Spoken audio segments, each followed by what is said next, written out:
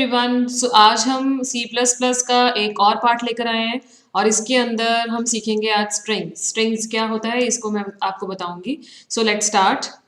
सबसे पहले हम देखेंगे कि स्ट्रिंग्स क्या होता है, इसकी डेफिनेशन को देखेंगे। स्ट्रिंग्स यूजुअली हम क्या बोलते हैं कि जो भी इंग्लिश के वर्ड्स होते हैं, जो हम इंग्लिश लिखते हैं तो जो वर्ड्स होते हैं उनको हम कंप्यूटर में स्ट्रिंग्स बोलते हैं। ठीक है, तो स्ट्रिंग्स क्या होते हैं? Strings are the collection of characters. बहुत सारे कैरेक्टर्स को अगर आप एक साथ लिखते हैं तो उनको हम स्ट्रिंग बोलते हो। हमेशा आप डबल कोट्स के अंदर स्ट्रिंग को डिफाइन करते हो।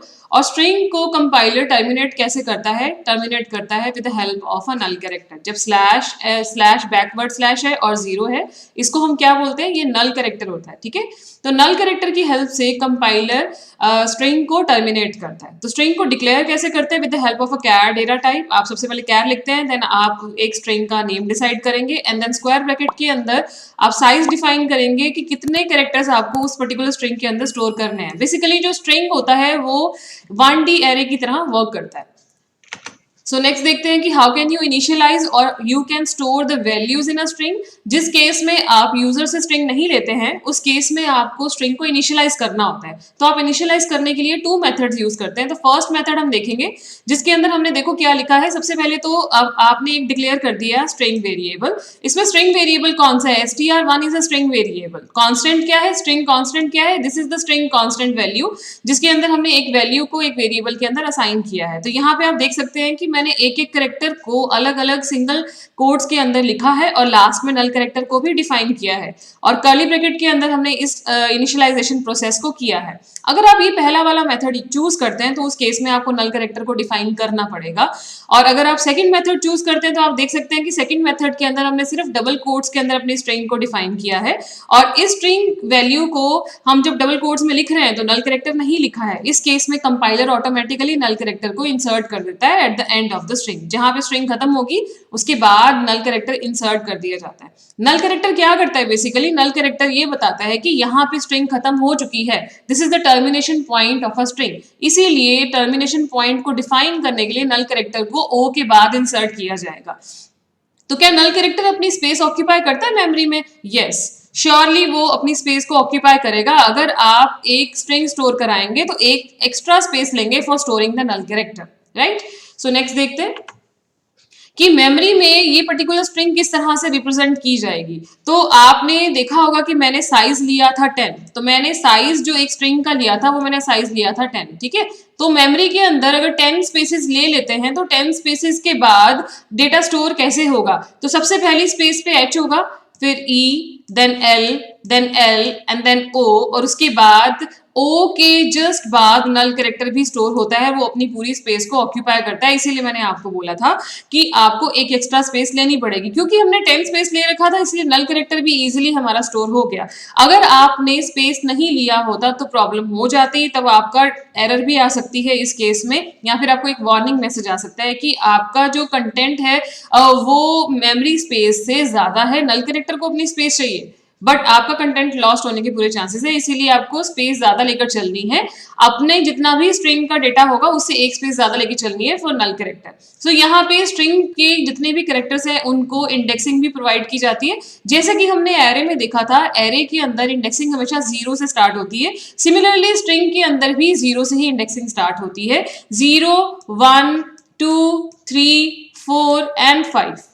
ठीक है, तो ये सारे क्या है? इंडेक्सिंग है। और इस पार्ट को हम इंडेक्सिंग भी बोलते हैं, इंडेक्सिंग ऑफ द स्ट्रिंग भी बोलते हैं और एड्रेसिंग ऑफ द स्ट्रिंग भी बोलते हैं। नल कैरेक्टर को इंडेक्सिंग असाइन होती है, पर यूजुअली जब हम लूप वगैरह चलाना सीखेंगे स्ट्रिंग के अंदर तो हम इंडेक्सिंग के साथ वर्क ना करा के नल कैरेक्टर के साथ ही वर्क कराएंगे, जिससे हमें पता चल जाएगा कि स्ट्रिंग यहाँ इस पर्टिकुलर पॉइंट पर टर्मिनेट हो रही है। ठीक है, नेक्स्ट देखते हैं कि अगर आपको एक नॉर्मल प्रोग्राम बनाना है, स्ट्रिंग का एक नॉर्मल प्रोग्राम बनाना चाहते हो आपने स्ट्रिंग को यहाँ पे डिक्लेयर भी कर दिया और इनिशियलाइज भी कर दिया, बट आप स्ट्रिंग को प्रिंट कैसे कराओगे? आप सी आउट की हेल्प से स्ट्रिंग को प्रिंट करवा सकते हो। सबसे पहले हमने एक मैसेज प्रिंट करा दिया /n लगा के, और यहाँ पे लिखा माई स्ट्रिंग इज, एक मैसेज पहले प्रिंट हो जाएगा और फिर उसके बाद आप स्ट्रिंग को प्रिंट करा सकते हैं with the help of C out. अगर आपकी स्ट्रिंग बहुत छोटी सी है तब आप सी आउट की हेल्प से उसे प्रिंट करा सकते हैं।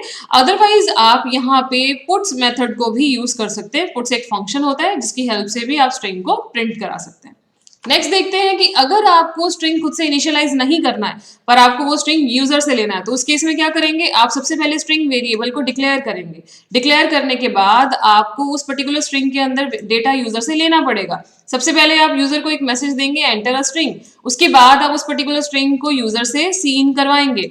जब आपके पास स्ट्रिंग आ जाएगी उसके बाद आप स्ट्रिंग को प्रिंट कराएंगे। प्रिंट भी किसकी मदद से कराएंगे, सी आउट की हेल्प से कराएंगे। अगर आप स्ट्रिंग प्रिंट कराने से पहले कोई मैसेज प्रिंट कराना चाहते हो वो भी आप सी आउट की हेल्प से ही कराएंगे। देन आप क्या करेंगे, अपने स्ट्रिंग को प्रिंट करा देंगे और यहीं पे ही आपका प्रोग्राम खत्म हो जाएगा। ये प्रोग्राम किसके किसके अकॉर्डिंगली, कौन से कंपाइलर के अकॉर्डिंगली मैंने लिखा है, ये मैंने टर्बो C++ कंपाइलर के अकॉर्डिंगली ये प्रोग्राम लिखा है। जैसे ही कंपाइलर आप चेंज कर देते हो उसके अंदर की फॉर्मेलिटीज, हेडर फाइल्स जो भी होती है वो सब चेंज हो जाती है, राइट। तो ये मैंने टर्बो C++ के अकॉर्डिंगली ये प्रोग्राम लिखा है। नेक्स्ट मैं आपको बताऊंगी कि स्ट्रिंग, जब हम स्ट्रिंग के साथ वर्क करते हैं तो उसके स्ट्रिंग के अंदर हम कुछ इनबिल्ट फंक्शंस को भी पढ़ते हैं। इनबिल्ट फंक्शन मतलब प्री डिफाइंड फंक्शन, पहले से बने हुए फंक्शंस। तो स्ट्रिंग बहुत सारे फंक्शंस को सपोर्ट करता है, पर जितने भी फंक्शन आप स्ट्रिंग के अंदर यूज करेंगे उसके लिए आप एक हेडर फाइल को भी यूज करेंगे और उस हेडर फाइल का नाम है string.h। ठीक है, तो जब भी आप, जो नीचे मैं फंक्शन आपको बताने वाली हूँ, उन फंक्शन में से अगर आप कोई भी फंक्शन अपने प्रोग्राम में यूज करते हो तो उसके लिए आप एक हेडर फाइल को अप्लाई करोगे at the starting of your program. तो सबसे पहला जो आपका फंक्शन है दैट इज strlen।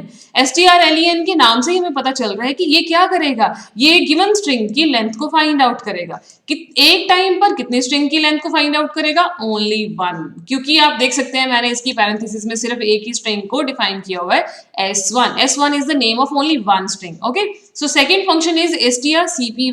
अगेन इसी के नाम से हमें पता चल रहा है कि ये क्या करेगा, ये कॉपी करेगा। तो ये कॉपी क्या करेगा, कॉपी करेगा s2 को s1 में। इसका मतलब ये है कि जो स्ट्रिंग मैंने पीछे लिखी हुई है वो वाली स्ट्रिंग आगे वाली स्ट्रिंग के अंदर जाके कॉपी हो जाएगी। ठीक है, ये आगे वाली स्ट्रिंग के अंदर जाके कॉपी हो जाएगी। इसका मतलब कि जो भी आपका सोर्स है वो कहाँ आएगा, वो पीछे आएगा, और जो आपका टारगेट होगा जिसके अंदर आपको स्ट्रिंग को कॉपी करना है वो आगे आएगा। ठीक है, so third function is strcat।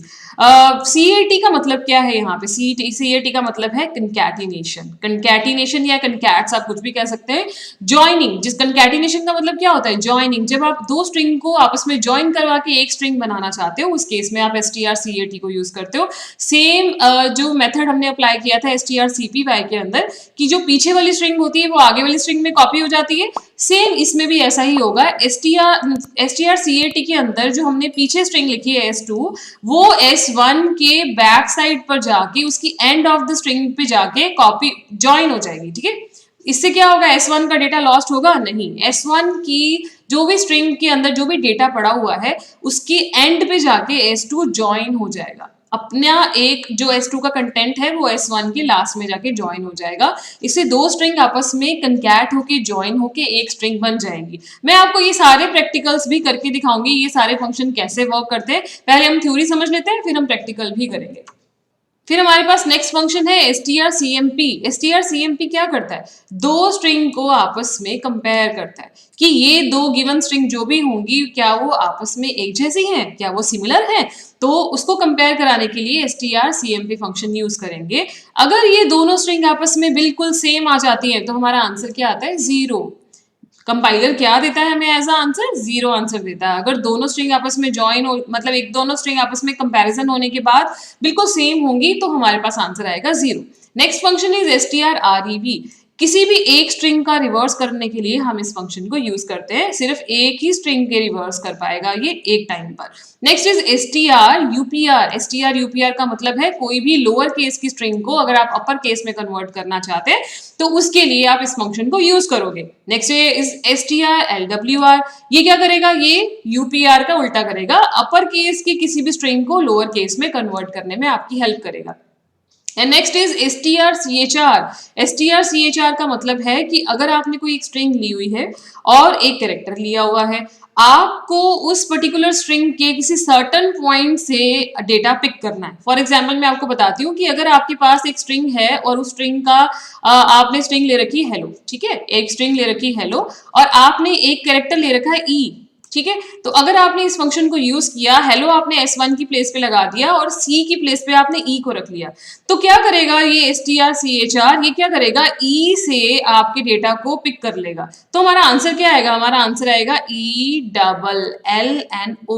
ये हमारा आंसर आएगा। तो जो भी आप कैरेक्टर देंगे उस पर्टिकुलर कैरेक्टर से हमारी स्ट्रिंग पिक होना शुरू हो जाती है। अगर मैं L दूंगी तो L से क्या होगा, LLO, ये हमारा आंसर आ जाएगा।